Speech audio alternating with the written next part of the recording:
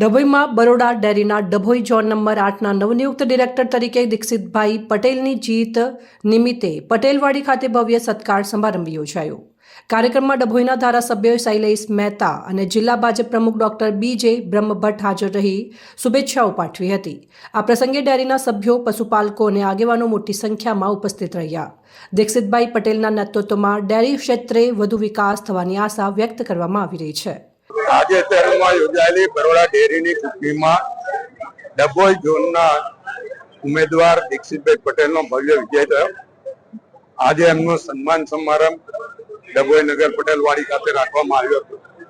મોટી સંખ્યામાં ભાજપના આગેવાનો સાથે જ મંડળીઓના પ્રતિનિધિઓ અહીંયા હાજર રહ્યા હતા। ડેરીના ચેરમેન દિનુ મામા, વાઇસ ચેરમેન જીવી સોલંકી સહિત ડિરેક્ટરો આજે અહીંયા આગળ હાજર હતા અને બધાએ શુભેચ્છાઓ આપી છે, અભિનંદન આપી છે। દીક્ષિતભાઈ જે રીતે ચૂંટણી જીત્યા છે એમની કાર્યશૈલીને લીધે લોકોએ બીજી વાર એમને આ ચૂંટણીમાં જીતાડ્યા છે। ત્યારે એમના વતી હું ખાતરી આપું છું કે ડભોઈ ઝોનના કોઈ પણ પશુપાલકોને